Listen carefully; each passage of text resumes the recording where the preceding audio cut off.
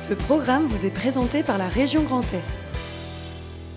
Face à la crise sanitaire, le Crédit Mutuel prend des mesures exceptionnelles pour ses clients professionnels et entreprises. Rendez-vous sur creditmutuel.fr.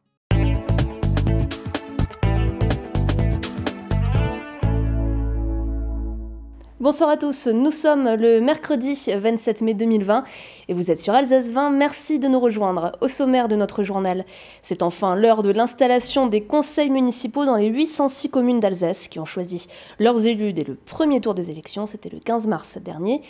Summer Vibration, Rock Your Brain Fest, autant de rendez-vous phares de l'été culturel alsacien annulés, avec des conséquences aussi sur l'économie locale. Et puis à Colmar, après, les masques des bénévoles se relayent pour réaliser des surblouses plus efficaces pour le personnel de l'EHPAD du diaconat. 806 communes alsaciennes ont donc élu leur conseil municipal dès le premier tour des élections, le 15 mars dernier. Et depuis samedi et jusqu'à demain, elles procèdent à l'installation du conseil et à l'élection formelle du maire et de ses adjoints, le tout dans des conditions forcément particulières. Exemple à Schiltigheim, Cécile Motz. Pour la deuxième fois de son histoire, le conseil municipal de Schiltigheim ne se tient pas à la mairie. À la salle des fêtes de la briqueterie, avant l'arrivée des élus, il faut tout installer. Je dispose les enveloppes et les bulletins pour les bulletins de vote en fait. À l'ordre du jour de cette séance d'installation, l'élection officielle du maire et de ses adjoints. Mais avant même de rentrer dans la salle, les 39 conseillers ne dérogent pas aux règles de protection sanitaire. Je vous demande de garder vos distances entre chacun et chacune. On respecte le protocole sanitaire, à savoir se désinfecter les mains et prendre un masque. À 1 mètre de distance les uns des autres, le scrutin peut commencer. Et après dépouillement, Daniel Dumbar est alors réinvesti officiellement avec 32 votes. Il y a eu beaucoup de solennité, beaucoup de présence, beaucoup de moments de silence. Il faut dire que cette salle est grande. On a la chance d'avoir cette briqueterie qui a pu nous accueillir dans le respect des gestes barrières et des distances. Alors, ça a donné une solennité particulière à l'installation. Les adjoints eux-mêmes officiellement élus ont enfilé leurs écharpes, seuls cette année. Une crise sanitaire qui change les habitudes. Il est clair que la crise, elle bouleverse nos vies, elle bouleverse aussi un peu notre programme. Finalement, elle précipite un peu cet engagement dans la transition écologique, dans la transition sociale et dans la transition démocratique. Voilà, je pense qu'il est plus que jamais nécessaire de penser à nos plus fragiles, parce que cette crise, elle fera des fractures nombreuses. On voit bien que la santé, c'est la priorité absolue et que même si ce n'est pas la première compétence d'une ville, nous devons avoir des réponses pour cette question. Et la meilleure réponse, c'est d'engager enfin la transition écologique. Mission des adjoints, nomination des 21 conseillers délégués seront discutées lors du prochain conseil municipal de Schiltigheim. Il devrait avoir lieu le 9 juin. S'il était un secteur où l'après-coronavirus est encore difficile à prévoir, c'est celui du spectacle vivant. Chaque jour, les annulations de festivals et concerts s'enchaînent. Parmi les gros rendez-vous de l'été en Alsace, le Summer Vibration et Rock Your Brain Fest à Célestat sont d'ores et déjà reportés à l'an prochain. Et ce n'est pas sans conséquence pour l'économie locale. Un reportage d'Adrien Laby. On loue du matériel à des prestataires, mais on investit également dans du matériel. Tout était prêt, mais cet été, pas de festival à Célestat. Zone 51, l'association organisatrice du Summer Vibration et du Rock Your Brain Fest, a dû reporter 2 événements prévus en juillet. Un coup dur pour les festivaliers, mais aussi pour l'économie locale. Sur la période estivale, les organisateurs s'apprêtaient à engager près d'1 500 000 € de dépenses. C'est principalement de l'économie locale, en facture directe. Aujourd'hui, c'est près de 500 chambres qu'on a annulées. C'est l'équivalent d'une cinquantaine d'intermittents en indirect qui travaillent sur notre événement. Donc c'est une vingtaine de restaurateurs qui travailleront pas sur nos événements. Tout ça, c'est en direct et après, il y a l'indirect. Ce que peut consommer un jeune ou un moins jeune qui vient sur un de nos événements. Donc oui, c'est un gros impact. Zone 51 a fait le choix d'un report en juillet 2021, les festivaliers pouvant conserver leur place, un moyen pour l'association de maintenir les acomptes versés aux artistes et d'offrir des perspectives aux différents prestataires. Pourtant, l'annulation de tous les grands événements de l'été 2020 est un coup dur pour le milieu du spectacle, et même si les organisateurs sont habitués à s'adapter, nombre d'entre eux pourraient ne jamais s'en relever. C'est très compliqué. Je veux dire, les festivals et beaucoup d'organisateurs comme nous, on a une épée Damoclès au-dessus de la tête toute l'année. C'est très fragile comme économie. Donc certains, effectivement, n'existent déjà plus. Je le sais. Ceux qui avaient une trésorerie vraiment limite, c'est très compliqué.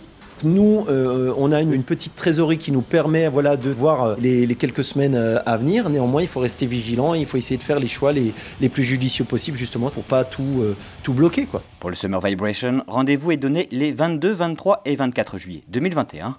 L'ensemble des artistes programmés cet été seront à l'affiche l'année prochaine. Zone 51 espère reporter l'édition estivale du Rock Your Brain au 25 juillet.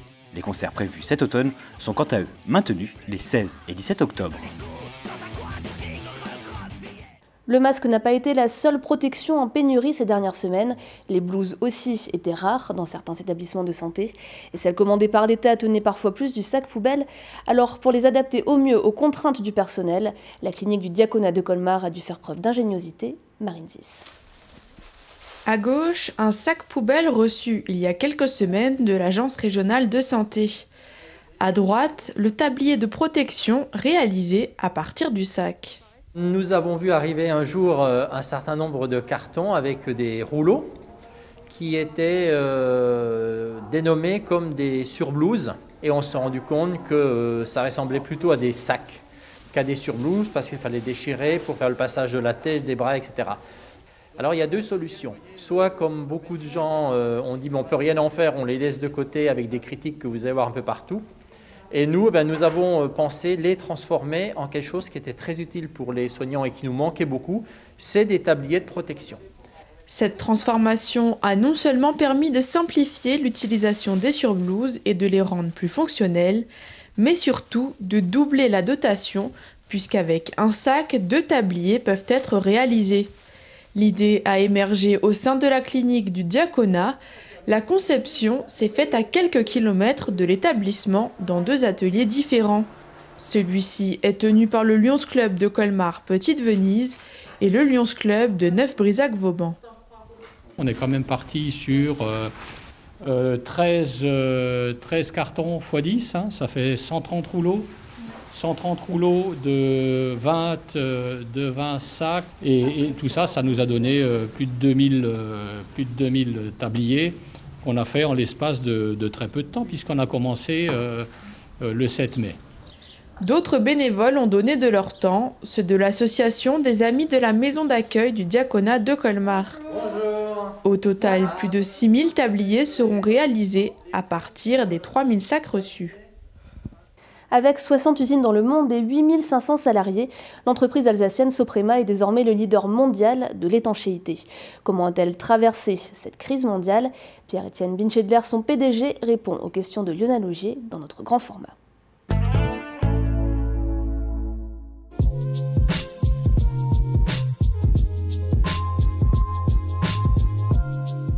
Grand format aujourd'hui, nous sommes chez Soprema, usine basée ici à Strasbourg. Il y a 60 usines dans le monde, 8500 salariés. Sacrée responsabilité pour vous, Pierre-Étienne Binchedler. Vous dirigez cette entreprise depuis 31 ans. Un petit mot d'abord sur le regard. Quand vous regardez un petit peu dans le rétroviseur, il y a 31 ans, toute petite société. Aujourd'hui, vous êtes un mastodonte ? Oui, mastodonte, mais agile encore, j'espère, parce que ça peut laisser entendre qu'on est peut-être un petit peu gras. Effectivement, c'est une très longue aventure. 31 ans, les années passent très très vite. On est parti très loin d'une petite société familiale. D'ailleurs, elle est toujours familiale, mais elle a pris de l'ampleur. Et dans des conditions un petit peu difficiles, puisque nous étions numéro 4 en France. Maintenant, on est devenu leader au niveau mondial, donc ça a été un grand retournement. On va parler évidemment de cette crise, personne n'y échappe évidemment. Comment est-ce que vous avez vécu la crise? Comment le groupe a vécu la crise? Eh bien, comme tout le monde, d'abord avec un très, très grand effet de surprise, puisque Nous avons écouté les informations sur Alsace 20, bien évidemment, et on pensait que c'était un épiphénomène qui était chinois. Et puis petit à petit, tout s'est arrêté comme un jeu de domino. On a commencé par l'Italie, ensuite ça a été la France, ensuite ça a été en même temps l'Allemagne, la Suisse, l'Espagne, le Portugal, l'Amérique du Nord, et ça a été assez pesant parce que finalement on avait l'impression que tous les jours arrivait une mauvaise nouvelle. Alors paradoxalement, vous perdez pas d'argent en Allemagne, vous en perdez en France, vous n'en perdez pas en Suisse. Comment vous expliquez cela? L'attitude des gouvernements était complètement différente. Et ce que je constate dans notre métier, pour les autres je ne sais pas trop, c'est si je regarde au niveau global au jour d'aujourd'hui, nous sommes avec une baisse de chiffre d'affaires de l'ordre de 10% au niveau mondial dans nos activités. Vous avez des pays comme la France qui sont à moins 20. Donc si on est à moins 10 au niveau global, ça veut dire que d'autres ont été bien plus performants. Et si vous prenez l'Allemagne, nous avons un chiffre d'affaires qui est légèrement supérieur à l'année dernière. Ce n'est pas que nous ayons pris des parts de marché, c'est que le marché dans le bâtiment ne s'est pas arrêté. En Allemagne, ils ont décidé d'arrêter les chantiers pendant une semaine, et après ça a repris. En Suisse, ça a été pareil, sur 3 cantons, qui étaient Genève, Vaud et le Tessin. Et finalement, ça s'est développé, et nous avons pu faire face à cette crise, pour l'instant, relativement bien. Par contre, qui nous attend demain, ça risque d'être plus compliqué. Selon vous, est-ce que la France a bien géré la crise? Vous avez été entrepreneur de l'année en 2013, alors on ne gère pas une entreprise et un pays de la même façon, bien évidemment, mais quel regard vous portez là-dessus? D'abord, pourquoi est-ce que vous dites qu'on ne gère pas une entreprise comme un pays ou un pays comme une entreprise? Je ne vois pas très bien la différence. Un pays, il y a des citoyens, des clients, donc, puisque finalement, les ressources de l'État ou des collectivités, ce sont vos impôts, vos taxes, vos charges. Vous avez à assurer l'avenir, c'est ce que fait une entreprise en investissant dans la recherche ou dans des secteurs d'activité. Vous avez envie d'amener votre pays au plus haut niveau, que vos citoyens soient heureux, qu'ils gagnent bien leur vie. C'est ce que vous voulez faire également avec votre entreprise. Donc je ne suis pas tout à fait certain que cette affirmation soit aussi exacte que cela. Par contre, ce que j'espère, c'est que les gouvernements qui s'inquiètent un peu de la deuxième vague, vu qu'ils ont eu la première, ils sauront comment réagir pour la seconde. Et il faut absolument relancer l'économie parce que ça peut avoir des conséquences dramatiques pour les individus et ça peut faire beaucoup plus de dégâts que les 28 000 morts qu'on a eus sur les 66 millions d'habitants que nous sommes. Hein. Il y a le futur siège de Soprema qui est juste derrière vous, qu'on est en train de découvrir là en ce moment. C'est le campus que vous allez créer juste en face ici au port du Rhin. Cette crise a amené le télétravail. Est-ce que vos locaux vont être modifiés aussi à cause du télétravail? Est-ce que ça a eu une incidence? On a dû passer au télétravail et ça c'est extraordinaire parce que ça nous a imposé une organisation un peu différente.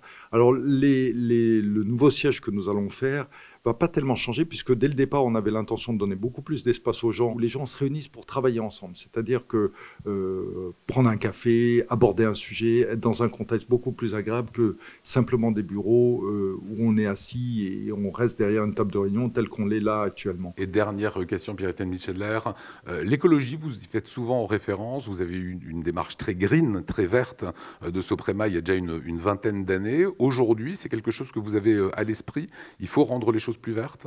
Ce que je trouve dommage, c'est qu'on ne puisse pas venir en vélo très facilement dans des zones comme ici. Pourtant, on est à 1 kilomètre à vol d'oiseau du centre-ville de Strasbourg. Alors des efforts ont été faits, la piste cyclable s'arrête à 500 mètres d'ici, mais c'est quand même agréable lorsqu'on peut venir en vélo dans un endroit. Ce que nous, on a fait en tant qu'entreprise sur le sujet de la mobilité, c'est on subventionne les vélos que les collaborateurs veulent acheter, jusqu'à hauteur de 2 700 €. Donc on peut acheter des vélos électriques, c'est subventionné, on a fait une subvention en fonction de la rémunération. Donc évidemment, quelqu'un qui a une très forte rémunération, on n'en prendra que 20% à charge, et quelqu'un qui a une rémunération plus faible, on en prendra 70% à charge. Et en tant qu'entreprise, en tant que telle, tous les bâtiments que nous avons construits depuis 10 ans sont à énergie positive. Toutes nos productions, à l'origine, avaient des produits d'origine pétro-sourcée. Aujourd'hui, en moyenne, on est à 15% de produits qui viennent du recyclage. On a lancé une première mondiale à quelques mètres d'ici. On va prendre des plastiques que personne ne sait recycler pour en refaire de la matière première. Donc les plastiques à usage unique, finalement, si on se creuse un peu la tête, on arrive peut-être à leur donner une deuxième vie. On a des produits d'isolation thermique 100% naturels, à base de bois, à base de ouate de cellulose, c'est-à-dire fait avec des anciens journaux papier. On utilise également du coton des jeans pour leur donner une deuxième vie, pour en faire des isolants. Donc il y a beaucoup de choses qu'on peut lancer. Je crois que c'est tout un chacun, c'est vous, c'est nous, qui devront faire en sorte que l'écologie, quelque chose qui rentre dans la tête des gens. Et l'économie n'est pas en opposition avec l'écologie, bien au contraire, ça marche main dans la main. Et place maintenant à l'image du jour, Oliviane. On espère tous que nos restaurants préférés puissent rouvrir dès le 2 juin prochain, même en Alsace.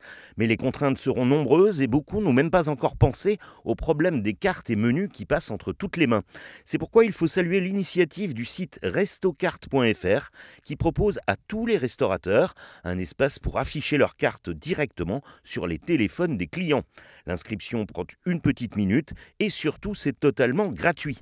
Plus de 4000 restaurateurs ont déjà profité de cette offre. Et c'est ainsi que s'achève ce journal. Je vous laisse maintenant avec Célia Mérimèche pour la météo. Et toute l'équipe d'Alsace 20 vous retrouve demain à 19h. Excellente soirée.